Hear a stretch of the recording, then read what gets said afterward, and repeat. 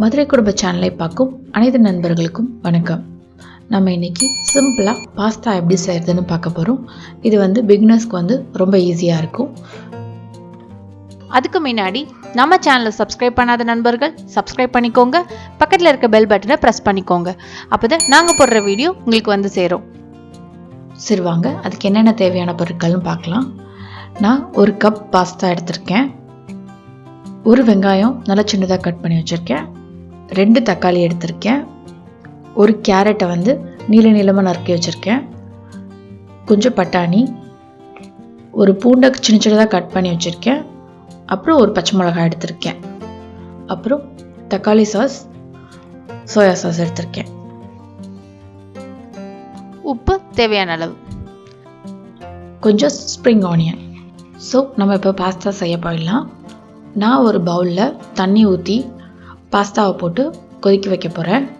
So pasta நல்லா முழுகிற அளவுக்கு தண்ணி ஊற்றிக்கோங்க. ஊற்றிட்டு கொஞ்சம் உப்பு, கொஞ்சம் எண்ணெய். உப்பு பாஸ்தாவில் சாறுறதுக்காக தான் போடுறோம். சும்மா கொஞ்சம் போட்டால் போதும். அதுக்கப்புறம் எண்ணெய் அந்த பாஸ்தா ஒட்டாமல் இருக்கிறதுக்காக எண்ணெய் ஊற்றுறோம். ஸோ அப்பப்போ கொஞ்சம் கிண்டி விட்டு. ஸோ இப்போ நம்ம ஃபில்டர் பண்ணிவிட்டு அதை கையோட நம்ம பச்சை தண்ணியில் வாஷ் பண்ணிடலாம். பச்சை தண்ணியில் வாஷ் பண்ணால் தான் அந்த பிசுப்பெல்லாம் இருக்காது. ஸோ அவ்வளோதான். இப்போதைக்கு நம்மளோட பாஸ்தா வெந்து ரெடி ஆகிடுச்சு. இதுக்கு தேவையான மசாலா நம்ம ரெடி பண்ண போயிடலாம். பேனில் கொஞ்சம் எண்ணெய் ஊற்றிக்கிறேன். 1 பச்சை மிளகாய் போட்டுக்கிறேன். அப்புறம் நம்ம நறுக்கி வச்சுருக்க பூண்டு, அதை நல்லா ரோஸ்ட் பண்ண விடுங்க. நல்லா ரோஸ்ட் ஆனால் தான் நம்ம பாஸ்தா ஃப்ளேவராக இருக்கும். பூண்டு நல்லா எண்ணெயில் பொரிஞ்சோடனே ஸோ நம்ம வெங்காயம் ஆட் பண்ணிக்கலாம். அதோட ஒரு பிஞ்ச் உப்பு ஆட் பண்ணிக்கலாம். அப்போ தான் வெங்காயம் சீக்கிரம் வெந்துடும்.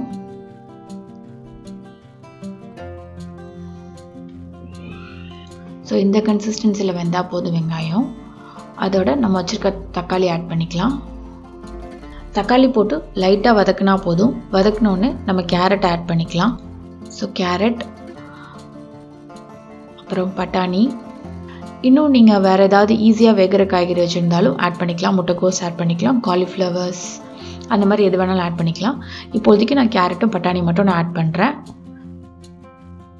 ஸோ காய்கறிக்கு தேவையான உப்பை ஆட் பண்ணிக்கிறேன். ஆட் பண்ணி நல்லா வதக்கி விட்டுடுங்க. நல்லா வதக்குனதுக்கப்புறம் 1/2 டீஸ்பூன் காஷ்மீர் சில்லி பவுடர் போடுறேன். இது உரைக்காது, ஜஸ்ட்டு கலருக்காக. அதை ஆட் பண்ணி அதை நல்லா கிண்டி விட்டுடுவோம். ஒருவேளை உங்களுக்கு காஷ்மீர் சில்லி பவுடர் இல்லை அப்படின்னா நார்மல் அப்படியே ஆட் பண்ணிக்கலாம். ஸோ நல்லா வதக்கிக்கோங்க. நல்லா வதக்கிட்டு 3 டேபிள் ஸ்பூன் டொமேட்டோ சாஸ் ஊற்றிக்கோங்க. 1/4 டீஸ்பூன் சோயா சாஸ் ஊற்றிக்கோங்க. லைட்டாக மிக்ஸ் பண்ணி விட்டுடுங்க. மிக்ஸ் பண்ணிவிட்டு நம்ம வச்சுருக்க பாஸ்தாவையும் போட்டு சோயா சாஸ், காய்கறி எல்லாம் நல்லா மிக்ஸ் ஆகுற மாதிரி கிளறி விட்டுடுங்க.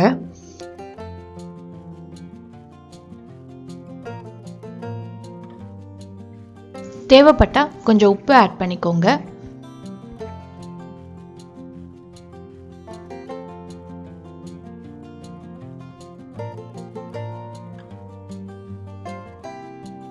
ஸோ இதுக்கு மேலே லைட்டாக ஸ்ப்ரிங் ஆனியன்ஸை தூவி விட்டுட்டா நம்ம பாஸ்தா சர்வ் பண்ணுறதுக்கு ரெடி ஆகிடுச்சு.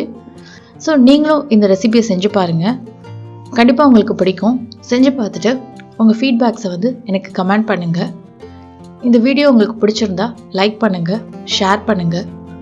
சப்ஸ்கிரைப் பண்ணாத நண்பர்கள் சப்ஸ்கிரைப் பண்ணுங்கள். தேங்க்யூ.